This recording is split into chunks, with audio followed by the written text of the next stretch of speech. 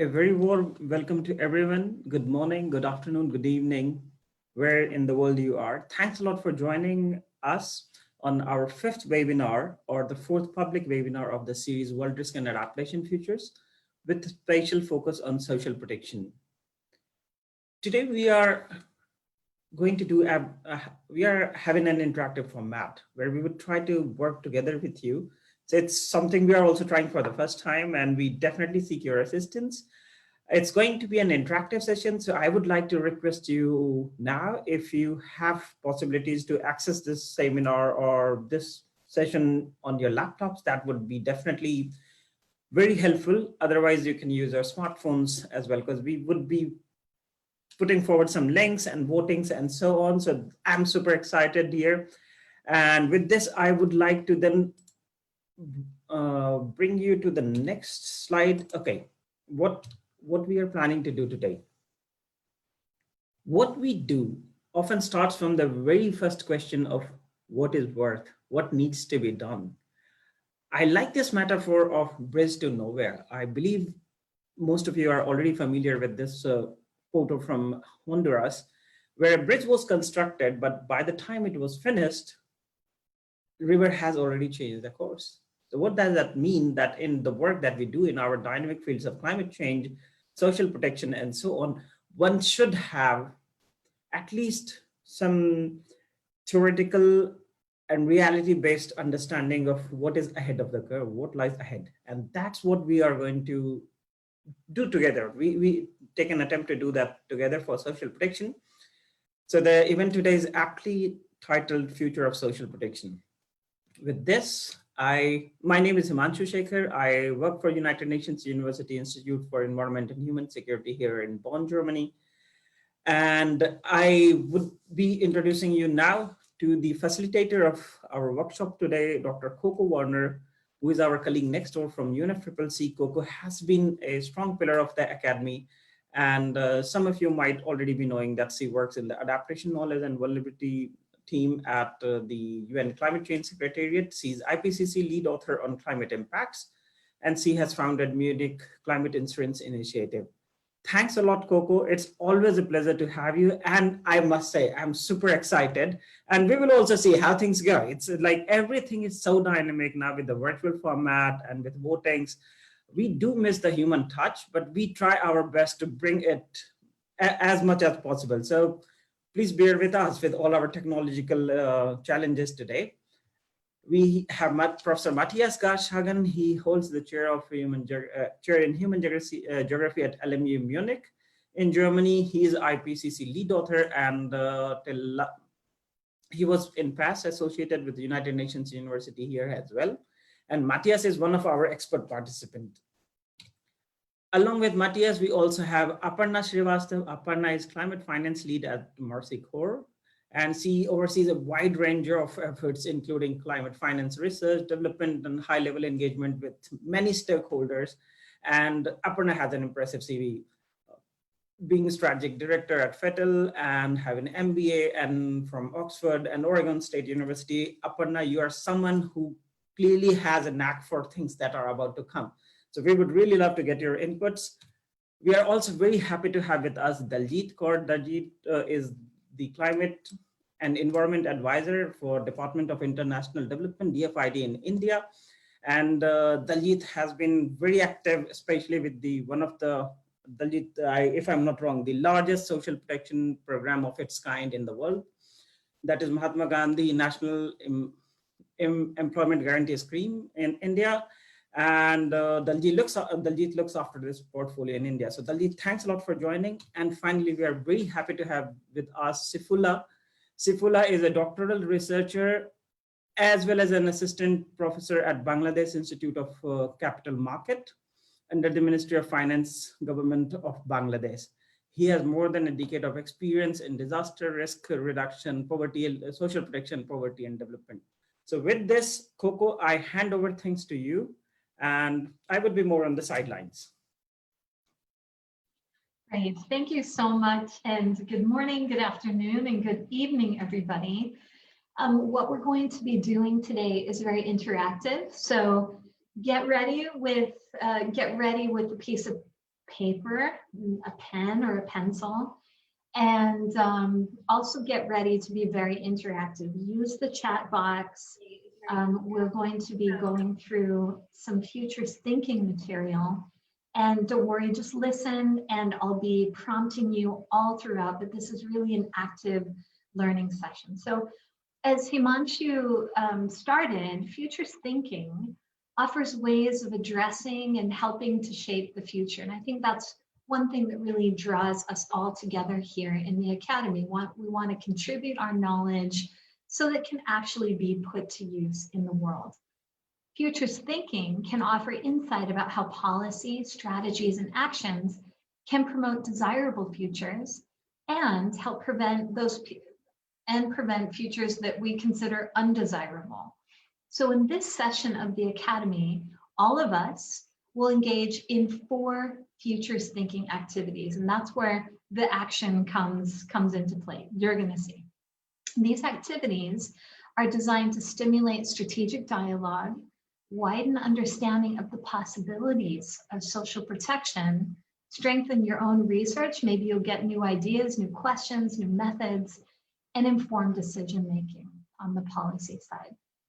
The objective of this interactive virtual workshop will be to build these 4 types of futures thinking. So this is really about exposing you to some futures thinking if you haven't so far in your career. You'll walk away with 4 briefs of additional ideas that you can use to explore the future of social protection. So in order to do that, we're first going to do a little survey. It's just 1 question. Actually, it's 3, but don't worry about it. I'm going to walk you through it in a minute. And we're going to ask you, what are your outlooks on whether the future of social protection is improving or worsening, and the degree to which you personally feel like you have an influence on that future. Based on those outcomes, we're joined by these 4 amazing panelists who are going to walk us through 4 different, so there's going to be 1 conversation per each one of our panelists. So we'll have 4 mini conversations talking about different futures of social protection. So I know I'm throwing a lot at you, but we can get right started. So at this point, I would like you to take a piece of paper. It can be a sticky note, it can be scribbling in the margins of whatever your to-do list, but take a writing utensil and draw a horizontal line. Okay, and once you've done that, on the left hand of your line, put 1. And on the right hand end of your line, put the number 10. Okay, now here's the first question. Think about the future of social protection. On a scale of 1 to 10, do you think things are getting better? That would be a 10. Or, 10 would be maximally better. Or do you think things are moving in the other direction? Do you think things are getting worse? If you think things couldn't get worse, then you'll probably be close to a 1. Okay, just mark it with a little X on your arrow. Okay, next question. Now draw a vertical line. Maybe draw it so that you have something that looks like this on your little sticky note or piece of paper. And on that vertical line, I want you to do the same thing. On the top, put a 10, and down at the bottom, put a 1. Now here's the question. On a scale of 1 to 10, how much personal influence do you personally feel that you have in shaping the future of social protection? You don't have to show this to anyone, so don't be modest. Just think about it. What kind of influence do you think you have on the future of social protection? So now you've got 2 X's, and now we're going to bring it together, okay? So now I would like all of you, if you look in the chat box, I'm going to put the web address. I would like you to go to the following web address, www.menti.com. We can all do this together. And when you do that, I would like you to enter the following code. Hold on just a second. Let me just draw this up. The code is, and Himanshu, maybe you could help me by putting this in Himanshu, could you enter the code 3561342 in the chat? Yes, definitely. Would you mind repeating the codes? You bet. So Yeah. let me do that one more time. So here we go. The code is 3561342, and I actually have it here. Let me just drop it in. There we go. Everybody, now you have it twice. Okay, so everybody, you're at www.menti.com. Enter in this code 3561342. And now do the little online survey. We're going to see the results in just a minute. You'll see it's the questions that I was asking you. Okay, super. I see awesome results coming in. This is great. You're going to see what we're looking at in just a minute, and then we're going to start a conversation. Okay, what I'm going to do is I'm going to now share my screen. And of course, some of you may need just a little bit more time. Actually, Himanshu, am I allowed to share my screen? Yes, Kako. Am I? Okay, very, very good. Let me do that. And Himanshu, can you see my screen being shared? Yes. Now we can see that. Wow. Okay, that looks impressive.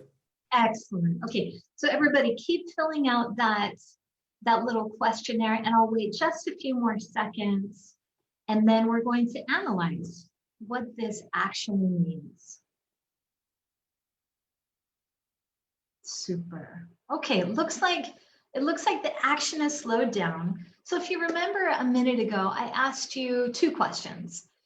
On a scale of 1 to 10, what do you think the future of social protection looks like? Are things getting better? Are things getting worse? And if you see on this graph, that's exactly what we see here on the horizontal level. And we see a cluster of dots, by the way, in the upper right-hand corner. So we have, it looks like maybe, I'm not that fast at counting, maybe 7 or 8 of you who are really optimistic. Not only do you think the future is looking good, but you also think, and this is our vertical axis, which is about your personal influence, about 8 of you of our group feel that you actually are able to influence that. A couple of people are still weighing in, that's great. But a cluster of you feel that you actually have some influence on that future of social protection. Now, what's interesting in this quadrant, and you'll see this in all of these quadrants, some of you feel the future looks bright, but your personal influence is closer to, that horizontal axis. And some of you feel that not only is the future pretty bright, but you're pretty high up in terms of influence. We've got some of you working in the ministries, and you're actually shaping social protection. That's terrific. Now let's look at there are 2 other really interesting clusters. Let's go below that horizontal line. Below that horizontal line, remember our vertical axis is about our personal influence. It looks like a lot of us feel that our influence is maybe low to moderate. Some even are very modest and feel like they have very little influence. Now, this group of lower influencers is divided into 2 clusters. Some of us are in the lower right-hand quadrant. For those of us over there, we feel that we don't have that much influence on the future of social protection, but we do feel that things are generally moving in a positive direction. The future of social protection looks like it's getting better. Now, the other part of this group, and again, I'm not counting the dots, but the other part of this group has some concerns. They don't feel that encouraged. They don't feel like the future of social protection is actually maybe getting worse. They also don't feel that they have that much influence. So we're down in this quadrant. Now let's bring it together. What does all of this mean? And what does this have to do with futures thinking? Let me just go to one more slide. And this slide, just give me 1 minute. So this slide gives us some insight about the kinds of futures thinking tools. And Himanshu, could you tell me, can you all see this? I see the next slide with the black Is it background. very, Yeah. is it very small? It's all right, I would say, but I have a relatively bigger monitor. So Okay. I think it's quite readable, that's for sure. Is it, I hope you all aren't looking on the phone at our webinar, but basically, this is where it comes together. There are 4 different types of futures thinking skills. And in what follows, I'm going to talk with each one of our 4 experts that are here with us today. I'm going to walk you through examples of different futures thinking skills that you can use. You can use these with your colleagues. You can also use them in your private life with your friends, with your family, when you're talking about the future of social protection. And these different 4 skill sets are tailored to where you personally have put yourself in this quadrant of where you see yourself in the future of social protection. So all of this, by the way, will be available. Himanshu will make it available to you. There are also some background readings. So I know I'm throwing a lot of perhaps new information at you. Don't worry, there are background readings. You'll have all of this. What I'd like now to do is stop sharing my screen and go over to our group discussion. And let's see, Himanshu, first of all, we are going to talk with, who's up first here? Matthias. Matthias, we're going to look at action skills. So this is for those of you in the quadrant that found yourself. Let me just refer to my own notes. These action skills are for those of you who feel empowered, meaning you're up in this upper left-hand quadrant. Wasn't very many of us, but you feel like social protection is going perhaps in the wrong direction. So Matthias, in just a minute, I'm going to ask you just to give us a little bit of insight into where, what kinds of things you see are emerging with social protection. I know you think a lot about the future of risk and adaptation. But just to note, first of all, the goal of futures thinking is to get better at actively shaping and influencing the future for good. So when we get better at thinking about the future, we also get better at helping create those desirable futures that help people. That's why we're here, all about social protection and making sure that people have the tools that they need to manage the risks and uncertainties of life. Every action we take today creates change in the future. So this segment, this conversation with Matthias, is going to help us identify actions that could positively influence the future of social protection.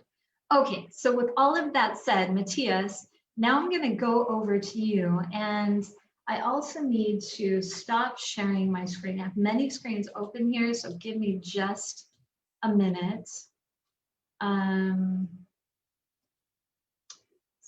Stop share. There we go. So Matthias, I wonder, could you, there you are. Hello, Matthias. Hi, Matthias, maybe first a question, just out of curiosity, if you placed yourself in that quadrant, where were you? I think you're influential, and I don't know, do you think the future of social protection is on the whole getting better? Do you think we're going in the wrong direction?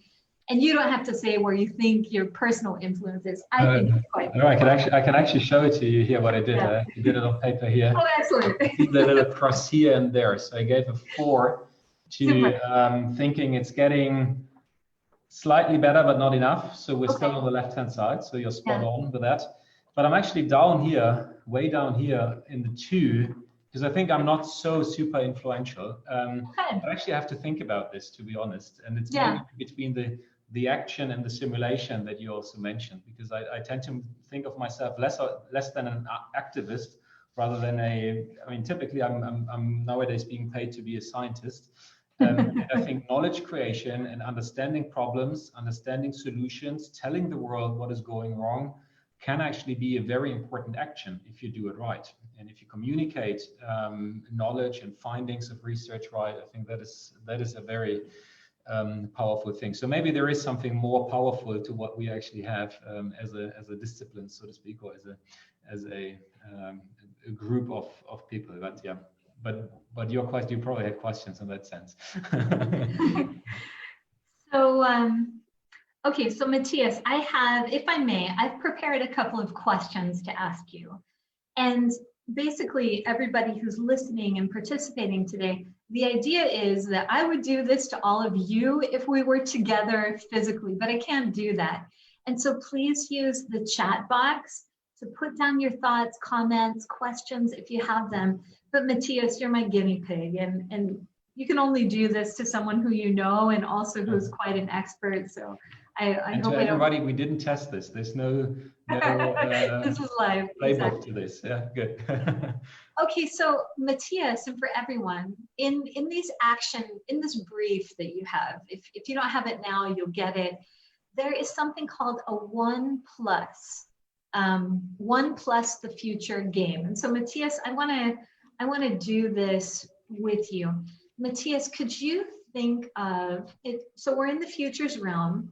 Could you think about a forecast, a scenario, or maybe even a picture that comes to mind when you think about the future of social protection? I'm just going to give you a second. Everybody else can do this as well. A forecast, a scenario, or an image that has to do with the future of social protection. Do you have something in your mind? I do, yeah. Okay, could you tell us what that is? Well, I think, and this is, to be honest, this is a scenario that I think is not very unlikely, but let's see. But it's just one scenario out of many. But I think a possible scenario is that we would see social protection improving globally in many parts of the world, in many of the problematic parts of the world also. And I'll be talking about that quick appetizer for tomorrow's session, some patterns, what we see globally, where the biggest gaps. So I think a scenario could be that we see things continue to improve, but not in the magnitude and in the speed that we would need to actually get to a protection level that we have as a goal. Because at the same time, you know, risks are outpacing our little advantages or our little successes in actually increasing social protection in terms of the coverage breadth, in terms of the depth of coverage and so forth. But at the same time, we have issues like climate change with many homegrown risk drivers. We have increasing vulnerabilities in many parts of the world. We have we have decreasing coping capacities, particularly decreasing ability to work together. So I think this is a scenario I would see. Things are on an absolute scale, you seem that they are improving a little bit, but in a relative scale, relative to the increase of the problem that is also getting bigger and bigger, we are actually not achieving our aims and goals. Got it. So it's almost, this is shorthanded, not as elegant as you put it, but it's like we're going and we're trying, but we're not keeping up with the risk. Exactly. Yeah. Okay, thank you so much. Okay, now for Matthias, but also for all of our participants, now I want you to just take a moment, think about what Matthias has told us of this policy, and all kinds of other actors are really endeavoring to improve social protection, but the risks are outpacing this. So here's a first question. On a scale of 1 to 10, I'm making this easy for us. I know it's oversimplified, but there's a purpose. So on a scale of 1 to 10, how do you feel about the future that Matthias is just describing? How do you feel about it? With 1 being, actually, I feel really worried, and 10 meaning, oh, this is a great future. I can't wait to see that. So if you want, you can do that vertical line, 1 at the low end and 10 at the high end. Just put a little X so that you can remember. Okay, how do you guys, do you have it on a scale of 1 to 10? How do you actually feel about this scenario that Matthias has described? And when you have it, then Matthias, I have a couple of questions for you. Coco, just a question. Are people supposed to go to Mentimeter again, or they can simply type in the chat box? Exactly, no. I wasn't clever enough to put all of these things in Menti, but that would have been so fun. I'll do it next time. Next time. I'll do it next time. So So sorry. right now, people can simply chat their responses in the chat. In fact, yes, everybody go ahead and you know, this is going to be as interactive with Matthias as it is intended to be for you. So Matthias, what did you put on a scale of 1 to 10 for the future that you just described? Are you feeling worried? Or are you feeling more, you know, positive? I'm feeling worried. So I'm again in the neighborhood of a 2 or 3. Oh, wow. Not hopeless, Okay. but worried. Okay, now here, and I see this is fantastic for all of you awesome participants. You're also putting in your numbers. Now here's the question. This activity is called a 1 plus the future activity. You can, by the way, do this at home with your families over a meal, and it creates a really wonderful conversation. Now here's where it gets good. Matthias, what would it take? You put yourself at about a 2 or 3. What would it take to move you from feeling around a 2 or a 3, kind of on the, I feel really quite worried about the future of social protection? What would it take to move you 1 forward? Let's say from a 3 to a 4. And for everybody in the chat, I'd be so grateful if you would also put in your answers, what would it take to move you just one plus on the scale of your answer? Matthias, what would it take for you to feel just a tiny bit more optimistic about the future of social protection? I'm of course biased in what I think about and what can be responses, but I think what could help and could make me help do that step is to analyze how big the gap that I talked about, how wide it's getting and why, and to tell a nice story about it, tell a convincing story based on robust knowledge, and inform the world and inform some key decision makers that we are actually running into an increasing problem. So that will be my... Now, I love that. I don't know if all of you know Professor Matthias Garschhagen, but Matthias is an IPCC lead author. He is a professor at one of the leading universities in, sorry to do this to you, Matthias, in front of your back. But Matthias, when you said that, my scale jumped a +1 as well. You know why? Because I think that if we had that kind of research that said, here's a scenario, and here are the numbers around it, here's some data, here are some trends, in my world of policy, I think that's something that policymakers could really then use. Your answer made me feel a lot more positive about the potential, and hopefully for you or for others, that gave you, I mean, at a minimum, an idea for a great paper. That's super. Himanshu, could I ask you, I have been talking to Matthias, so I haven't been monitoring all of the chat. Could you just pick one thing out of the chat that sticks out to you, Himanshu, and just mention what if one or the other participants put in the chat? What would they make them feel better about this future that Matthias describes?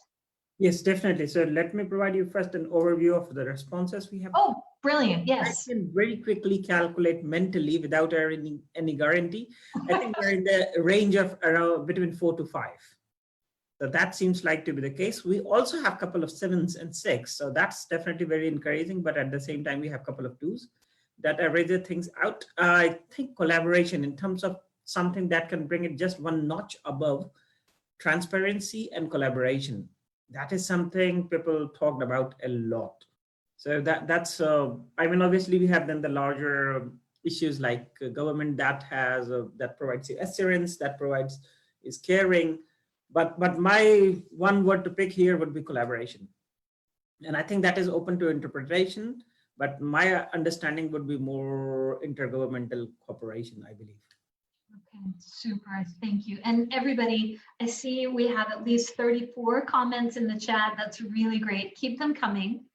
Matthias, just one more comment. I'm sorry for just jumping in. There is one which I really like. It's called if social protection mechanisms, I'm adding, are able to help households, individuals beyond vulnerability threshold. I believe that's very interesting. Okay, super. Just a little commentary. Matthias, now you're off the hot seat. Aparna, get ready because you're next. So interesting, Matthias. I loved talking to you. I would love to actually sit down and talk to you for another hour. But for all of our participants, going in, if you remember, this quadrant was the quadrant where you think the future of social protection is getting worse, and you feel like you have some degree of influence, right? So I went into this conversation feeling really kind of like sad Sally, like, things are bad, what do we do? And just one conversation with Matthias and a few, hints from the chat from all of you have made me feel quite empowered and quite focused on where our energies could go. And so when you use these kinds of futures thinking skills, you could test out, and I would encourage you guys, go home, test this out with your family, your friends, your colleagues, and see if you can start pulling out factors that might be worthy of research, that might be worthy of further discussion. And this is where I'll end. I did this on social media, not on the future of social protection, but I don't know how you guys feel about social media, but it can be very brutal, and people are very happy to share their opinions and maybe not always happy to listen to each other.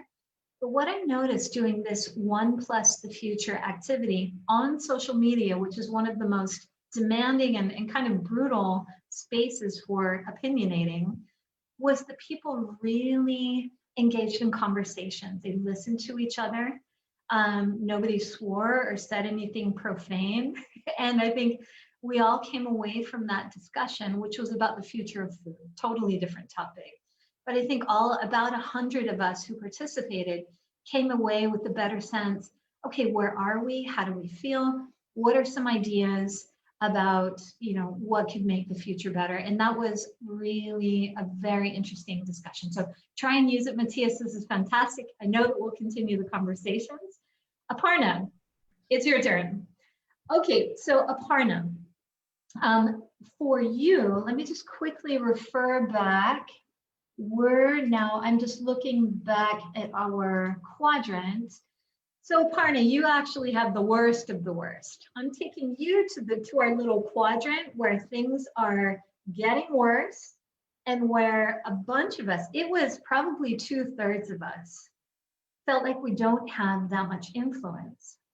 So, a good portion of us gathered here today are concerned about the future of social protection, and we feel like we might not have that much personal influence. So what I'm going to do with you, Aparna, and all of our participants is to look at some simulation skills. So here's a little background, and then Aparna, same as Matthias, I'm going to have a couple of questions for you. So I prepared this, so I'm going to read it. It's right here. So in recent years, neurological research has uncovered functions in the human brain which make it harder for us to accurately predict how we'll feel and what we're likely to do when a particular future arrives. These kind of brain barriers lead us to make faulty assumptions about which futures are likely or unlikely to happen.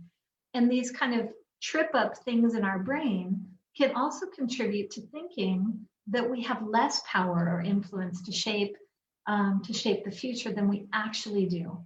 And that can leave us feeling really stuck in the present. It's hard to imagine how things could be different in the future. It's hard to imagine what it would be like to be in a different future. This is where futures thinking comes in. Simulation techniques can help us think strategically and creatively about the future of social protection. These simulation skills help us explore what's possible in the future and also imagine how things could be different. And one thing I love that ties Matthias's comment from the last futures thinking skill set to what we're about to talk about with you, Aparna, is scenarios and thinking about, if we could simulate the future, what could it look like? These are all skill sets that this particular group excels in. And so, okay, let's dive in. Aparna, you're in the hot seat. This activity, and again, it's in the briefings that you have as readings. This activity is called Find 100 Ways Social Protection Can Be Different. So if we were together, would work in teams, but Aparna, you and I can be a team. And again, for everyone, please put your comments in the chat. We're going to riff off of each other and get different inspirations from each other's comments. So Aparna, can you pick an aspect of social protection? Like, I know that you're involved with civil society, business, government. And could you just think about how social protection is like now? Here's an example. Think about maybe a scheme and think about how that scheme helps people when they face a setback like a drought or a flood. I know this is something you know a lot about. Now, Aparna and everybody, I want you to just brainstorm, and this is all future, and none of this is fact-based, but I'd like you to list a few things that are generally true about social protection today. And everybody feel free to write down a few things that are generally true. When you do this, by the way, in a group activity, you try literally to hit 50 or 100 things that are generally true. And then we'll go on to the next part. But Aparna, I see you kind of jotting a couple of things down. What's generally true about a social protection scheme that you know of today? Sure. Yeah, I'm thinking through,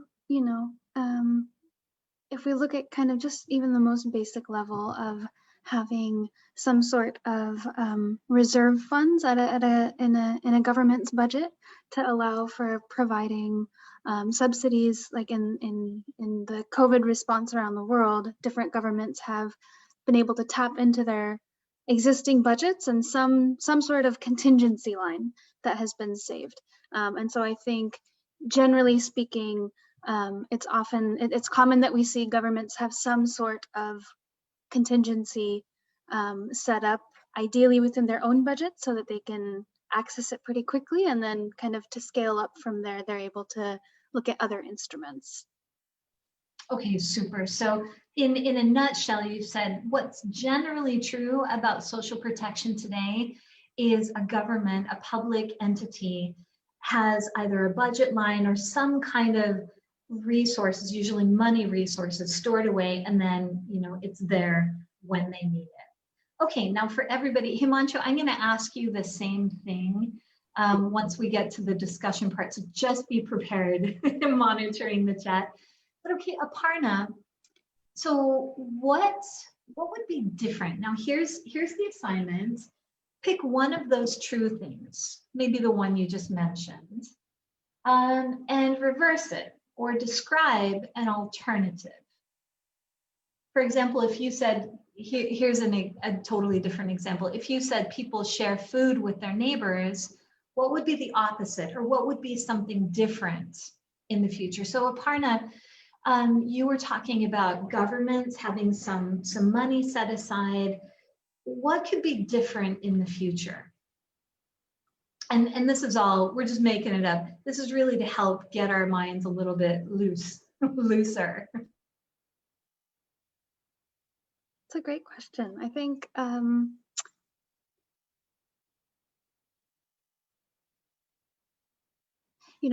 one kind of at a broader level, you could look at the lens of kind of the assumption of governments being who are considered responsible for social protection. What if we expanded that to include other actors? Yesterday's webinar, we heard about other non-state actors, from the private sector to Yep. civil society. Yep. So yeah, kind of expanding who we're looking to as having the responsibility to think about this proactively alongside the government. Okay, super. That's excellent. Himanshu, now we're gonna riff off each other just a little bit. Could you read out, Himanshu, if anybody has put in a few responses into what could be different?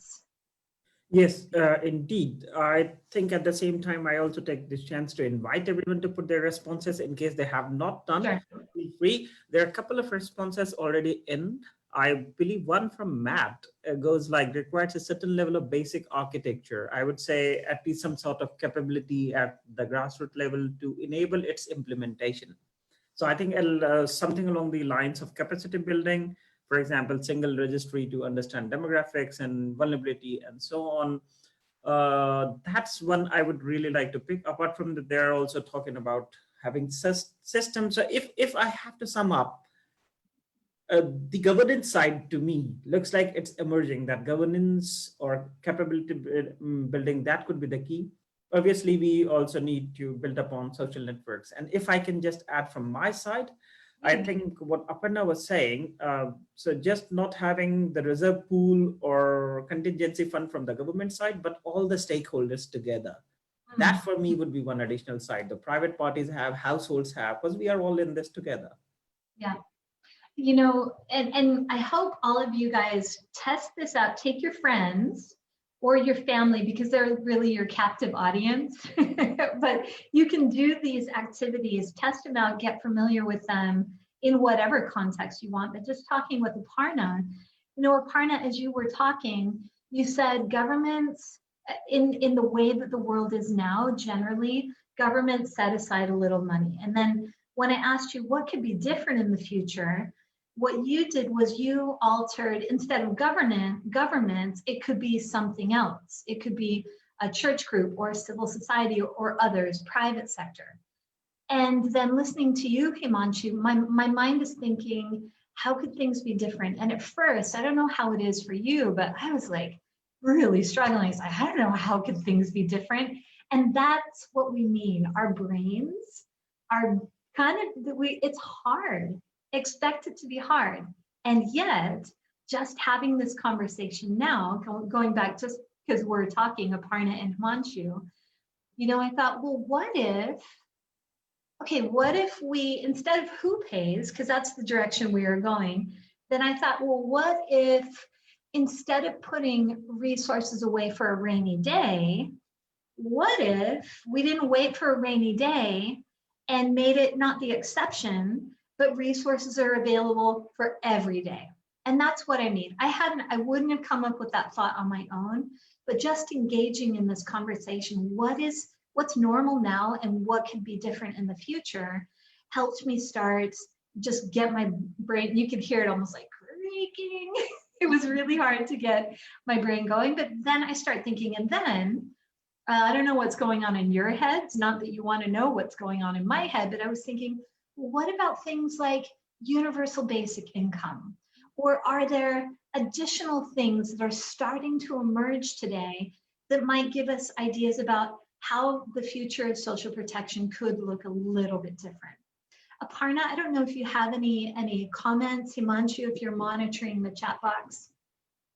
Yeah, no, thanks for raising the I guess the mention of universal basic income, because that's definitely, it can seem quite radical, given a lot of our current government structures and like budgetary practices that we have. But I think that is definitely, you know, worth consideration in terms of kind of the amount of resilience that could be built up, you know, ahead of these events, and everything. So. Super. And Himanshu, I see you put your camera on. Tell us. Yeah, exactly. I was notified that this is also being broadcasted on social media, and the problem is that on social media they just hear the voice, they don't see the camera. Okay, one thing which we got additionally, and I quite agree with that, is creating more flexibility in the existing infrastructure, existing mechanisms. We don't necessarily need to restart stuff or do something different, but provide scope for taking in unforeseen circumstances. And that's how the future is. That is what we also talked about yesterday. So definitely adding more flexibility to social protection architecture, especially from my point of view, would be the sudden onset events. How do we deal with that? And also for mega trends that are yet to be, noticed in across the world, like digitalization, stuff like that. Just, you know, some throwing stuff from the chat box and from my side as well. That's excellent. It's really fantastic. So just as what you can tell is with these future thinking skills and the activities that we're going through here, this is just the tip of the iceberg. But what you can do when you use these future thinking skills is you can really have a very high quality conversation that generates ideas that you can use. This conversation, by the way, is in the quadrant down here where people don't feel very influential and they think that the future of social protection is going, oh, sorry, that's opposite. You're seeing the opposite of me. But where you think the future of social protection is getting worse, all of these different ideas shake up our minds and say, but wait, it doesn't have to be that way. It could be different. How could it be different? And that allows us then together to dig into how could the future be different? How could it be better? And what role could we play wherever we are? We may be researchers, policymakers, citizens who may benefit or contribute to. So this has been awesome, Aparna. I wish we had a lot more time to talk. And I would have loved to dig into some of the work that you're doing on bonds and with regulators. That also would have been fantastic. But of course, this isn't the first time that we're going to be together. Thank you so much, Aparna. Okay, so now, Sifala, it's your turn.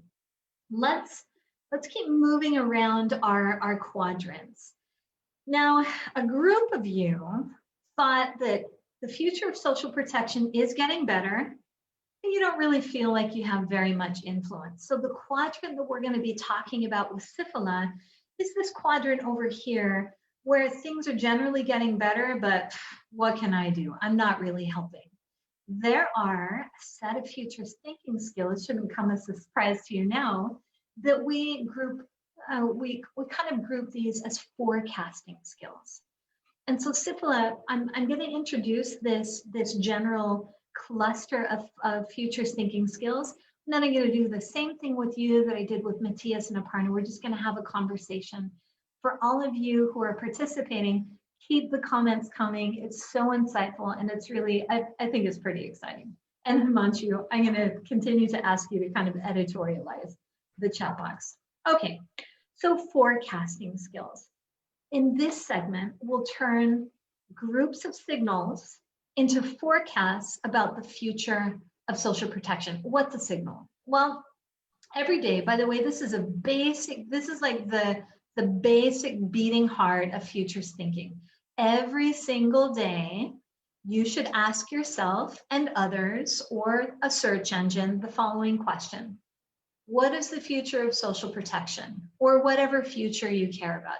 If you open a search engine, just put future of social protection. And usually what you come up with, or future of forecast-based finance, get pretty specific. And usually what happens is that at least 10 links will come up that will give you some insights about things that might be surprising and new. Oh, wow, I didn't know that Tanzania is using mobile banking for insurance for X million farmers. Wow, I haven't seen that before. That's something new.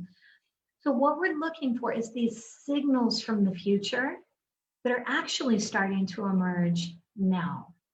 And once we group those signals, we can start creating forecasts that give us an idea of, well, maybe this is a trend for the future, or maybe this is a trend. And once we start getting a sense of potential forecasts, then we can start researching more or exploring these in a policy context or around implementation. Okay, so forecasting skills can illuminate new possibilities and can generate scenarios that we can explore that kind of help us think about different futures.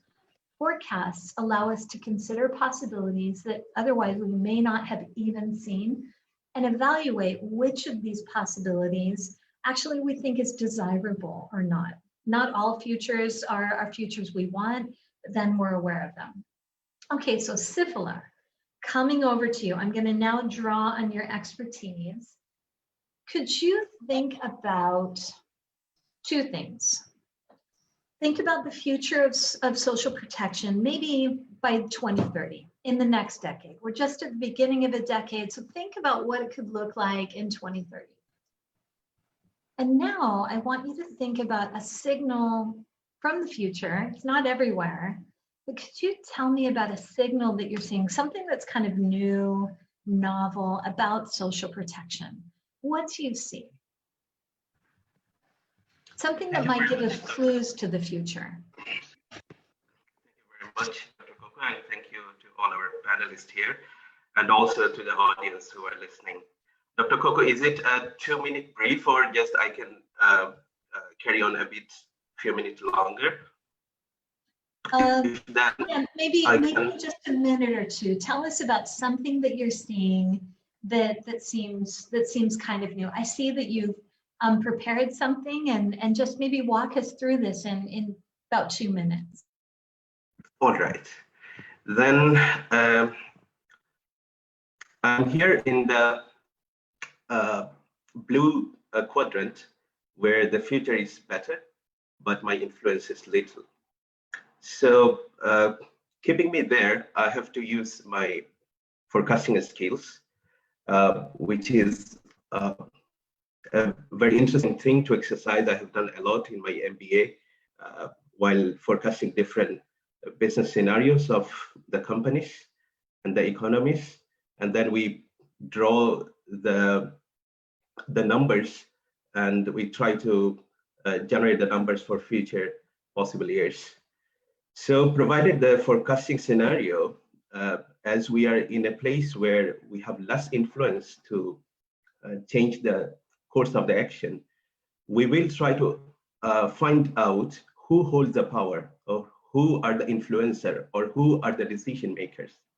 And as you said, we will try to find some scenarios or trends or drivers, say in next 5 or 10 years down the road, 2025 or 2030. And at the end, we will try to sort it out where we need to actively involve us. So let me start with the first thing. Who holds the power or influence? The trend is the machine decides.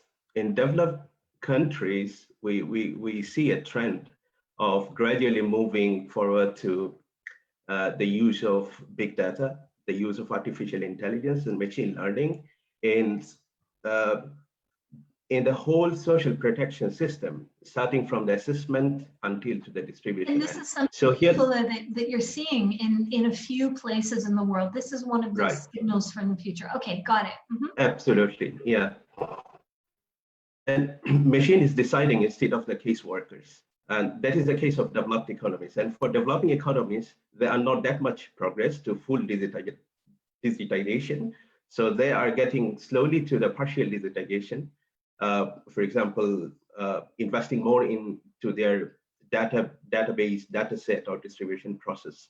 So a piecemeal kind of development in digitization.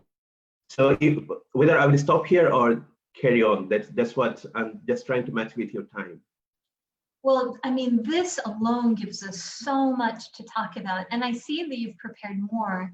Why don't we do this, Sifullah? Why don't we dig into these signals from the future and analyze them? And then if you'd be willing, Himanshu can make this available so that we can continue to discuss it, but not here. Would that be okay?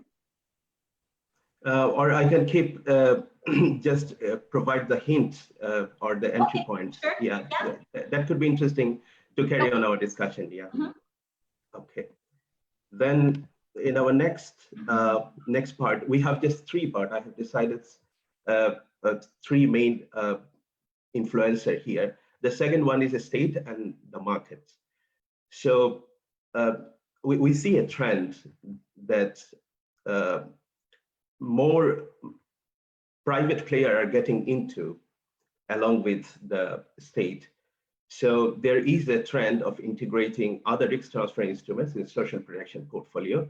So gradually the risks are layering with more public-private partnership, and it is helping to reduce the policy overlaps. So there are SDGs, there are climate-related policies, there are other disaster-related action and strategies. So we can forecast a scenario here that no instrument-based integration to limited mix of integration to a full combination of integration of the risk management portfolios in the social protection interventions. The second kind of trend or thing is program coverage. There could be a scenario that— Here, Coco and Sifullah, you have 1 minute together to wrap up this session. I'm also doing a bit of timekeeping. All right. So the second kind of trend is program coverage, that is from rural dominance to nationwide coverage, or fragmented to comprehensive. Third kind of thing is reactive to proactive social protection, which is called regular social protection to adaptive or climate-based or shock responsive social protection. As the last thing we are very worried about is the list of new beneficiaries, or targeting the new beneficiaries. So gradually some countries are moving to target-based social protection to universal social protection. And the last thing is very important is the political commitment. Politicians decide. We saw in our first webinar, there is a path dependency. The ministers are not willing to change. So there are scenarios to low to high. And the last one is politics of aid and relief. As more funds are channeling in climate-related areas, there are scenarios that maybe those political decisions are very crucial how they actually set the discourse in future. So in last column, we have to ensure right now the data justice. We have to ensure right now the climate and social protection justice. And in the third panel, we have to ensure climate and social protection governance. Thank you. Thanks a lot, Sipala. That was really detailed, and just to kind of step back for all of us, we're going to move on very quickly, but just really as a moment for all of us who feel that the future of social protection is getting better, but we don't have that much influence. The set of skills that we can engage in are these forecasting skills. And so Sipala has given us example, just in shorthand, of big data and social protection. There are some critical questions that we can ask. What's the driver of big data? Who's behind it? Is big data taking us in a direction that we want to go in? Or are there some areas that we need to be aware of? These kinds of critical questions about new things as they pop up will help us create forecasts. I mean, these new things that are coming up now, they seem new now. What would it look like if it was everywhere? What would need to be in place? And there's a rich research agenda for those of you who do research, or there's a rich set of, let's say if you're a policymaker or a politician, there's a rich set of town hall meetings that you would want to engage in to find out, what do people care about? Are we going in the right direction? Are there things that we need to watch out for? And Sipala has just kind of demonstrated some of the upsides and possible dark sides of things like big data. And so that's what you can do to engage, to take signals from the future and to create forecasts and then explore those forecasts. Super, thank you so much, Sipala. Thank you so much, Dr. Wang. I hope that you're all still with us and not feeling too rushed or too overwhelmed by the amount of data that we're giving you here. This is the last conversation that we'll have, the last set of future skills that we'd like to give you today. And after this last portion, a conversation with Daljit, we're going to widen it out to all of you. And there I'd like Aparna, Matthias, Sipala, Daljit, and all of you just to feel free to talk with one another. How's your thinking been changed by looking a little bit at the future of social protection? So there will be a little bit of time at the end for additional interaction. So now, Daljit, we're going to come to you. And in some ways, you get the optimists. We're going to talk about the quadrant here for people who said they think the future of social protection is getting better, and they personally feel that they have influence. They're, the movers and shakers moving that world forward. What a fantastic place to be. I love it. Absolutely. I'm like smiling about it. Why would this group need to think about the future of social protection? If everything's going great, we're in the driver's seat, we're headed in the right direction, how could futures thinking be of assistance? Well, there are a set of futures thinking skills. And Daljit, same thing for you. I'm going to do a little interview with you, and for all of you who are participating on social media or here in the Zoom chat, there are a set of skills that can help equip us even better for the bright future that we're building together. And I think it's really neat to then end here on an up note, but also not naively. We do have hope, but hope is active. And so we are now going to talk about collaborative foresight skills. Well, collaboration means we're working together. And, you know, in our complex world, it's vulnerable, it's uncertain, it's highly volatile. And I forget what the A stands for. There's a VUCA world. I don't know if you care about it, but there's a lot that could blindside us about the future. And we'll never have a complete picture of the future if we only look at it from one point of view. So the best way to expand our perspectives about the future of social protection is to engage with as many people as we can. The Academy provides a beautiful place to do that. And I'm personally just so grateful that I get to be with you guys and that Munich Re Foundation has made this possible, that UNU is bringing us together. We have professors like you, Matthias, etc. But it's really that collaborative spirit that really equips us to build that better future together. We're cultivating diverse perspectives and we're exploring these possibilities. So in this segment, here we go, we'll use collaborative gaming. So it should be fun and interesting and insightful, but we'll use collaborative gaming techniques to go beyond our own thinking and to see many additional sides about the future of social protection. Diverse and sometimes surprising views of what's possible builds empathy, and also empathy for other people's futures. And it also reduces the risk of having blind spots. One important thing, just a quick side note, and then we come to you, Daljeet. One really important thing about empathy is, here I'll only speak about myself, but I'm very fortunate. And here I am sitting in a cool office with plenty of water to drink, and I don't have to worry about my kids being safe, and I don't have to worry about so many things. I'm safe from the pandemic for the most part. I'm not immortal, but it's hard for me to imagine how my life would be different if I had to get up at 4 a.m. to walk to a water pump several miles a day, and come back and not have food to give my kids to eat, and neither would I be sending my kids off to school. That's a totally different situation than the one that I live in today. But it's really essential to understand and have empathy for another woman or man or child who might walk in those different shoes. Why? Because we are helping to build a better future for social protection. And if we don't know the needs of other people, and if we can't feel with them, we'll have blind spots. And it may be that a wonderful program on paper might not actually go the distance to really help people. So this is the set of skills. So Daljeet, it's so cool to get to talk to you.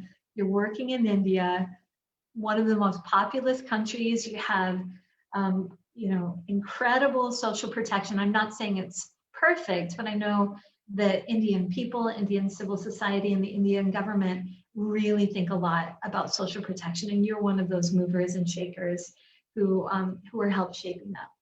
So here, if you will, are a couple of questions for you. And by the way, for everyone, this skill set is called Practice Positive and Shadow Imagination. And again, we're trying to make sure that we can see not only our own perspective, but that of other people. So Daljeet, could you consider a new forecast or a scenario about the future that we haven't yet talked about today? It can be from your work.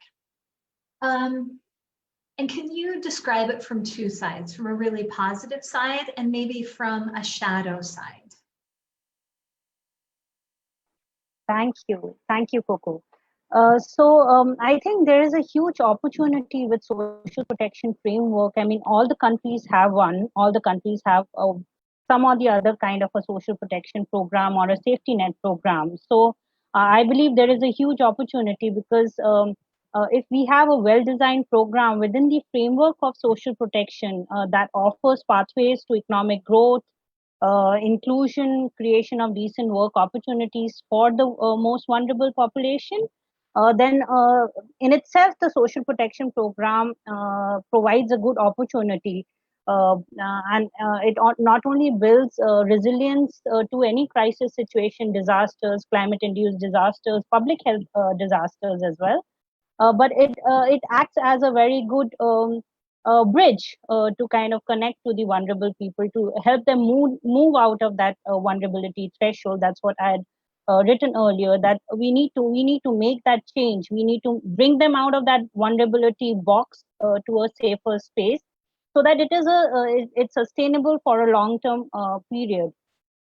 But if I talk about the negative aspects around social protection, I mean, there are definitely gaps. There is an institutional structure, but if the implementation, delivery, it's not working correctly, I mean, then we don't see that sustainability box being very stable. I mean, we need to ensure that this is a long-term provision rather than a short-term. Shifula talked about reactive and proactive social protection, and I think we should concentrate more on the proactive. So that gives you an idea that social protection itself is so robustly developed with its great institutions from top to bottom. I mean, at all levels, from national, subnational to that small community level as well, that we are able to access it whenever there is a crisis or whenever it is required. So that negative aspect is definitely there, but that gap needs to be filled. And in future, today we need to actually think about that future where this gap can occur. I mean, it could be any crisis that can occur. And Daljit, I don't want to put too fine a point on it, but if you think about either your work in the country where you're working, or like a big concept that hasn't yet been tested yet. A couple of moments ago, we were talking about universal basic income. Could you name a specific direction of social protection that could happen in the future? Like something like universal basic income, or a country that deals with flooding in 5 or 10 years, you have a social protection system that's set up to give people insurance if they have flood damage or whatever. Could you think of a real live proposal that's on the table somewhere in the world about social protection? Maybe it hasn't been implemented yet. Does anything come to mind? Yes, in fact, in India, what the policymakers are thinking right now to make the social protection framework universal, so that because of this current COVID crisis, we've seen so much migration of informal workers from cities back to their villages. One of the reason was that they weren't able to access social protection where they were working, because they were actually residents of a place other than where they work. So the migration was an exodus basically, and it was an eye opener for a lot of people, for policymakers as well. And we realized that because the social protection is not universal, a simple example is that I have a ration card and it only works in the area that I live in. And if I am stranded somewhere else, I cannot access that safety net or that relief measure which kind of gets into place when there is a crisis. And this universal ration card would actually help me access it wherever I am in the country. I mean, if I'm an Indian citizen, I should be able to access it anywhere in the world. So I think this is one of the a move that the government is thinking. And if it gets implemented, if it gets on board, I think it'll solve quite a lot of issues and problems, because it'll make it more universal. It's like a universal basic salary, but it's more from the mechanism, a delivery point of view, rather than just the policy. So that's perfect. So here we have an idea, and now everyone, this is, again, we're looking at collaborative gaming skills. And now I'm going to invite everyone to do two things. We'll do them one at a time. So Daljit has just explained the idea of a universal access card. Let's imagine you live in a really big country like India, which is huge. It's a whole subcontinent.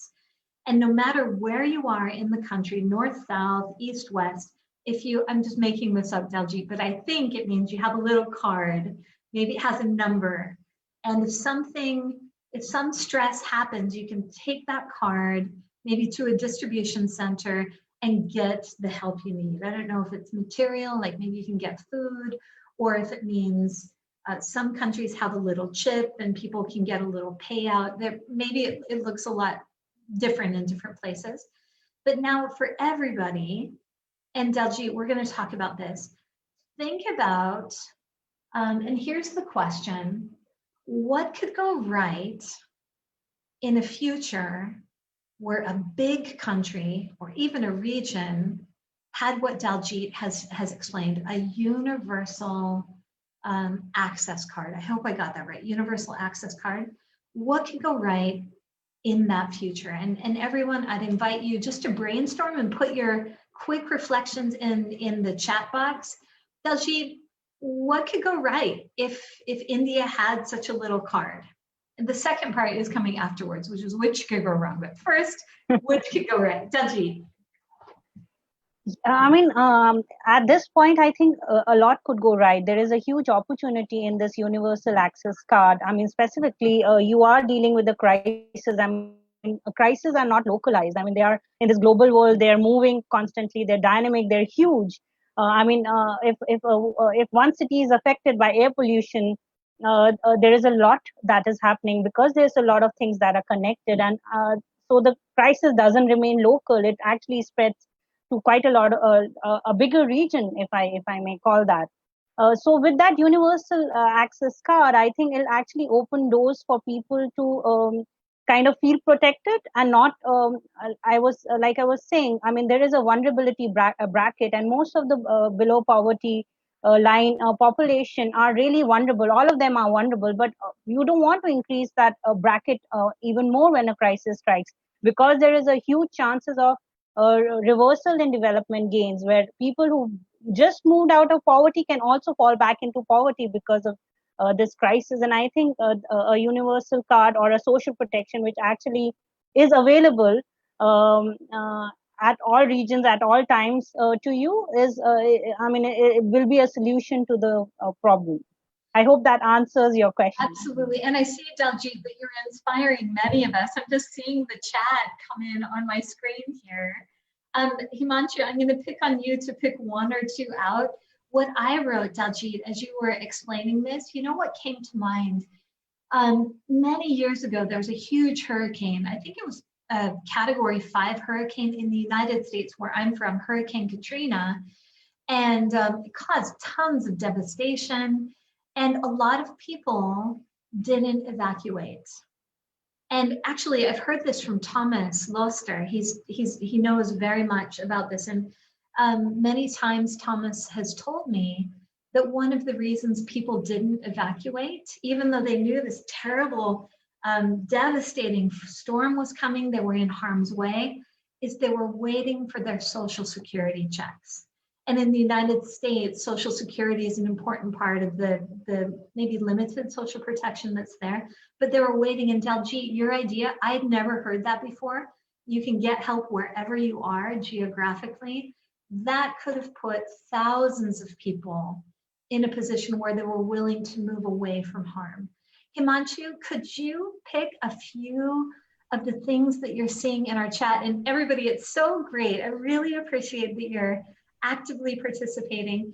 What are some of the, by the way, in our futures thinking, what we're doing right now is exploring the upside of the forecast that Daljit has talked about a universal access card. What are some of the other things that people have said, Himanshu, in the chat? Yes, definitely. Some very interesting thoughts coming. And what for me was also surprising, that people directly related it to the reduction in inequality. That goes beyond not just one SDG, but many SDGs. And at the same time, linking it to socioeconomic issues. I found very interesting a comment coming from Evo that talks about enhanced sense of belongingness and inclusiveness. This is very, very vital. Obviously, you know, if you have access to the system from a particular place, you feel more connected to that place. So for me, if I have to pick two things, one is enhanced access, reduced, reduced, what do you say, barriers, and then reduce inequality and enhance sense of belongingness. That's just amazing. So it looks like it would have impacts well beyond social protection schemes, but it would have rather a larger impact on the socioeconomic issues. That's great. Thank you so much, Himanshu. And wow, Daljit, you knew that you were getting the group of enthusiasts and optimists anyway. But there's a second half of what we're doing here. Again, this future skill set is collaborative gaming. And one of the risks of our group, the super optimists, is that we also have blind spots. And we might think, oh, the future is great. What does anybody have to compare, to worry about? That can leave us with a kind of gap between understanding how people might be suffering or need help and the direction, like, hey, everything's great. What's wrong with you? So let's do the opposite. Daljit, you've given us a forecast of a future where people have a universal access card. Can you just help us think through, is there anything that could go wrong in such a world? Because now we've looked at lots of things that could be on the upside, but let's balance that now by exploring with you. I mean, you're the expert. What could go wrong in that future? And then everyone, as you're listening to Daljit, you'll probably get inspired. So again, please use the chat box, and then we're going to explore that with Daljit right after. Yeah, Daljit. What can go wrong? And I think there are a number of things that can go wrong here. I mean, specifically, if there are several crises that strike simultaneously, suddenly, we're saying that climate change is a stress multiplier, but let's say because this year we've actually, in Delhi, we were really praying because there were so many crises all of a sudden, not just the current COVID crisis. We had earthquakes, we had locust attack, there was cyclone, and then we were feeling like it's a doomsday happening right now in India. So I think if there are several crises, then you don't know what the future is. The future is definitely uncertain. And whether a social protection program, which obviously has a budget, a limited extent, can actually cater to quite a lot of people who are impacted by that, because we keep saying that there is a group who's vulnerable, but if that group keeps increasing in the future, you never know, that group can be really bigger than what it is today, because a lot of people could get directly impacted by that crisis. Specifically entrepreneurs, people who are at the moment really economically stable, but if they are dependent on something that are directly vulnerable to a crisis sector, let's say agriculture or raw material, even coal. There's so many industries which are dependent to coal, and suddenly the coal supplies just stops. Then that threshold will definitely increase, and I think the uncertainty, the aspect of uncertainty in a crisis definitely gives us that negative. It puts us in a negative situation altogether. So I would say that's a big threat to anything that we are working in. And the second most, which I don't think so is very future related, which is relevant today as well, is corruption.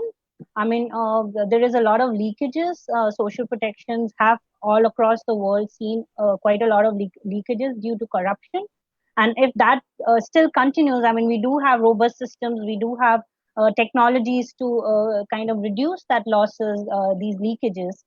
But I think we need to actually think about those as well in the future. Well, this is fantastic, and I don't know about all of you participants, but that also inspired me. Daljit, you mentioned, a system is now facing multiple shocks all at once, often simultaneous. While you were talking, Daljit, one of the possible things that could go wrong, you mentioned corruption. Maybe people use the universal access card inappropriately. Maybe people falsify it, like driver's licenses that are counterfeit, or ID, or maybe people sell the resources that they get from the social protection system. So I thought of a couple of things that could go wrong. Himanshu, I'm going to go over to you. What are you reading in the chat? What could go wrong with the universal access card? Yes, definitely. I think if I sum up again the concerns that are coming out and I add mine to that as well, it's basically, it looks like technology is the great equalizer, but at the same time, it's the great centralizer. So if we have, say, in future, something like universal access card, and for certain reason, privacy concerns are not addressed properly, that could work both ways. So that's definitely the privacy concerns. There are, I mean, the more centralized the system is, more vulnerable it becomes. So what if this system fails? Then you have nothing to support you. And at the same time, what if there are political reasons? What if there are other reasons to use the system in a way it is not designed? So this risk of centralization, at the same time, misappropriation of the system sounds very heavy. At the same time, Coco, additionally, I guess we have now 10 minutes left. Do we still have some questions coming in, or do you have space for that? Because we are getting the comments. Definitely, it's a very interactive and very free-flowing Right, session. yeah. So as you wish. Well, thanks very much. And so what I'd like to do is zoom out now again to our quadrants. Whether or not you think the future of social protection is getting better or worse, and whether you feel like you have more or less personal influence. First of all, Daljit, to you, thank you so much. If I could ask Aparna, Matthias, Daljit, and Sifala, anybody who wants to turn on your camera, but if you four would now just quickly engage, did you hear anything new in this conversation? Or did you get any new ideas by engaging with these futures thinking activities? These ones are really easy. Any impressions? Daljit, I'll start with you since you were the last, and then we can go to the others. Yeah. The impressions that I got, I mean, definitely this exercise is quite new to me, and it's really interesting how you put it in 4 quadrants and how you actually made us work to work that it if we are placed in that quadrant. And I feel that this is something new that we've gained, and this actually opens up your mind, opens up your thinking process, and how do you tackle a situation, find a solution in a holistic manner. The evidence building is quite important, is what I heard earlier from the speakers, that we may feel that we have little influence on policies or on how things are moving, but with evidences, with programs that we've already worked in, with experience sharing, we can actually have that little bit of influence to change things, to kind of put things on the table that this is possible. Yeah, thank you. Thanks so much, Daljit. Of course, you're right on the pulse of development cooperation. Absolutely. In no particular order, maybe Sifala, Matthias, and then Aparna, impressions of engaging with futures thinking activities. Sifala, how was this for you? Did you get any new insights? I will finish it in one line. I liked from the chat box one comment from Christian. He was saying that investment in institutions, not in the small scale pilot project. So this is very important as we are on the process of scaling up social protection and integrating it with other adaptive measures. So I will definitely say that change the system, not the climate. Thank you. Thank you. Matthias, how about you? You are on a daily basis, your day job is thinking about world risk and adaptation futures. How was this engaging with kind of some conversation games about the future of social protection? No, I found it actually very interesting, particularly the reflection on, in the quadrant space. Where do you actually perceive your own role to be, and what sort of impact can you actually possibly make? And to reflect on that a little bit, and maybe also how to use your your position, your role differently. I think that was actually quite helpful, to be honest, to link the own contribution to the wider impact. And it was actually, as I said, it was actually quite interesting for me. I marked it very down here my own role is very small at a 2 or so, but maybe thinking about it, maybe, you know, a couple of the things that came through, actually maybe by information, by suggesting new solutions and so forth, maybe we have a larger role to play actually, and maybe we are, yeah, can be some sort of agents of change also a little bit more than the 2. Absolutely, yeah. And Aparna, I see you nodding. Any thoughts?